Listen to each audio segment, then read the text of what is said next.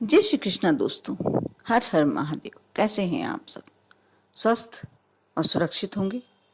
दोस्तों, हम सभी अपने घर में कुछ ना कुछ करते हैं। पूजन पाठ, मंत्र जाप, कुछ भी ऐसा कार्य जिससे हमारे इष्ट प्रसन्न हो। आज जो मैं उपाय बताने जा रही हूँ उसमें सबसे अच्छी बात यह है कि मंत्र जाप हमें नहीं करना या कोई विशेष पूजन नहीं करना। मैं इसलिए ऐसा कह रही हूँ कि मंत्र जाप कर तो लेता है व्यक्ति, लेकिन कई बार कोई कोई महिलाएं ऐसी होती हैं जो मंत्र जाप नहीं कर पाती हैं। उनके पास इतना समय नहीं होता या उच्चारण में थोड़ी सी प्रॉब्लम आती है। कोई कोई जगह पुरुष भी नहीं कर पाते हैं। इसलिए आज जो मैं उपाय बताने जा रही हूँ उसमें कोई मंत्र जाप नहीं करना, कोई विशेष पूजन नहीं करना, लेकिन माँ लक्ष्मी इतना शर्तिया है कि माँ लक्ष्मी आपके घर अवश्य आएगी इस उपाय को करने के बाद।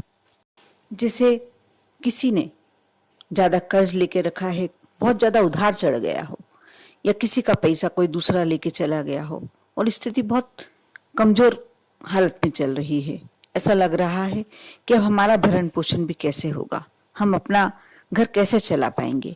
उस स्थिति में हम लक्ष्मी प्राप्ति तो चाहते ही हैं। हमको लगता ही है हमारे पास धन कहीं से आए। यदि हमने किसी का कर्ज लेके रखा है तो उसका कर्ज चुकाएं, या किसी ने हमारा उधार लेके चला गया हो, किसी ने हमारा पैसा लेके चला गया हो, तो हमें वापस मिल जाए। उस स्थिति में इस उपाय को अवश्य करना चाहिए। और ऐसा नहीं कि ये किसी विशेष दिन से करना है, किसी भी शुक्रवार से आप यह कार्य कर सकते हैं। बहुत ही सरल, आप दैनिक जीवन में अपने इसे ला सकते हैं। और यह मानकर चलिए कि इस उपाय को करने के बाद आपके यहाँ महालक्ष्मी की कृपा तो होनी ही होनी है। जैसे दोस्तों, बहुत छोटा सा नियम बता रही हूँ, आप बिल्कुल कर सकते हैं। और शुक्रवार के दिन सुबह ही करना है आपको। और हर शुक्रवार आप नियम में बना ले। यदि आप गृहिणी हैं या आप बाहर जॉब करती हैं, आप जो भी हैं, महिला हैं, घर को तो चलाती ही होंगी। और महिला का दायित्व बनता है कि आप कैसे माँ लक्ष्मी की कृपा और कैसे माँ अन्नपूर्णा की कृपा आपके घर पर सभी सदस्यों पर प्राप्त हो, आप कोशिश करते रहे। आप जब स्नान के बाद आते हैं तो जब आप पूरी तरीके से तैयार हो गए, चाहे आपको घर में रहना है या बाहर जाना है, आप थोड़ा सा परफ्यूम, इत्र अपने कपड़ों पर या अपने शरीर पर लगाइए। बिल्कुल शुक्रवार को ये नियम में डाल लीजिए। आप कहेंगे इससे क्या होगा? इससे ये होगा कि माँ लक्ष्मी आपके यहाँ, आपके घर के सदस्यों पर, आप पर अपनी कृपा बनाएंगी। क्योंकि खुशबू माँ को बहुत प्रिय होती है। और यदि केवड़े का इत्र लगा लिया जाए, केवड़े का इत्र आपके परिवार में यदि सभी सदस्य कार्य करें तो बहुत ही अच्छी बात है। नहीं करते कोई प्रॉब्लम नहीं है, आपको तो करना ही चाहिए। इससे आप देखना, सिर्फ एक थोड़ा सा परफ्यूम आप यदि अपने कपड़ों पर, अपने शरीर पर लगा नहीं भी करें सभी सदस्य तो कोई प्रॉब्लम नहीं, आप तो कीजिए।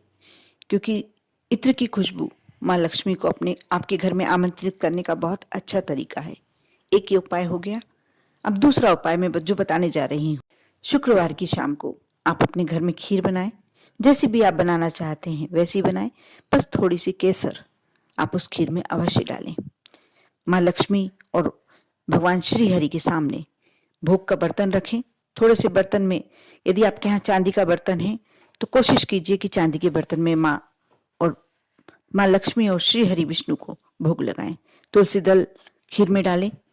और यदि मीठे के लिए आप यदि चीनी की जगह मिश्री डालते हैं तो बहुत ही अच्छा प्रतिफल प्राप्त होता है।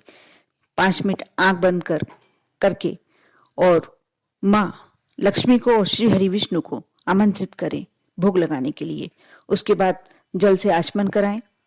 ये कार्य आप यदि प्रति शुक्रवार करते हैं तो आप देखना आपके घर में कैसे लक्ष्मी के ढेर लग जाते हैं, धन के ढेर लग जाते हैं। आप सोचेंगे कि कहाँ से पैसा आना शुरू हो रहा है, हमें तो मालूम ही नहीं पड़ रहा। और पैसा आने लगेगा, आवक बढ़ जाएगी पैसे की। उसके बाद आप थोड़ी देर बाद वह जो आपने खीर का भोग लगाया है उस बर्तन को उठा लीजिए और पूरी जो आपने खीर ज्यादा बनाई है तो आप पूरी खीर में मिला लीजिए। और सभी सदस्य कोशिश कीजिए कि सभी सदस्य उस खीर को शौक से खाएं, भोग समझकर, प्रसाद समझकर। बहुत ही छोटा सा उपाय है। एक दिनचर्या में शामिल हो जाना चाहिए आपकी, सिर्फ शुक्रवार की शुक्रवार आप कर देखिए। दोस्तों, जैसे मैंने खीर में केसर डालने का कहा, केसर बहुत महंगा आता है, मैं इस बात को बहुत अच्छे तरीके से समझती हूँ, लेकिन यदि आप सक्षम हो तो केसर डालें, नहीं है तो कोई बात नहीं, आप उसकी जगह गुलाब जल डाल सकते हैं। गुलाब जल भी, गुलाब की खुशबू भी माँ को बहुत पसंद होती है, बहुत प्रिय होती है। यदि आप केसर का सिर्फ एक मानसिक रूप से ही सोच लेते हैं कि मैंने इस खीर में केसर मिला दी, माँ आपको स्वीकार कर लेगी। आप करके देखिए। ऐसा नहीं कि हम नहीं कर सकते वह कार्य तो उसके लिए दुख मनाएं या मन में कोई ग्लानि रखे, बिल्कुल नहीं। भगवान सिर्फ भावनाओं का भूखा है। उस वस्तु का भक्षण आप ही कर रहे हैं। सिर्फ एक भगवान को भोग लगाने का मतलब कि आपने प्रसाद बना दिया, उस वस्तु को प्रसाद बना दिया। आप इसके साथ ही यदि आप विष्णु सहस्त्र नाम का पाठ उस समय कर सकते हैं तो दीपक प्रज्वलित करके उस समय करें। नहीं कर सकते हैं तो आप मोबाइल में भी चालू कर और थोड़ी देर बैठे रहें, जब तक बहुत ही जल्दी हो जाता है मोबाइल में, 5-10 मिनट में, बल्कि इससे भी कम समय में विष्णु सहस्त्र नाम का जाप हो जाता है। आप ऐसा मत सोचिए कि आप नहीं कर रहे हैं या नहीं कर पा रहे हैं, हम काम कर रहे हैं और हमें इसका फल नहीं प्राप्त होगा। आप यदि मोबाइल में भी उस समय चलाकर रखते हैं तो आपको पूरा फल प्राप्त होता है। आप कर देखिए। बस श्रद्धा की जरूरत है और विश्वास की आवश्यकता है, भक्ति की आवश्यकता है। श्रद्धा और विश्वास से किया हुआ हर कार्य आपका भगवान के द्वारा स्वीकार किया जाता है, ईश्वर के द्वारा स्वीकार किया जाता है।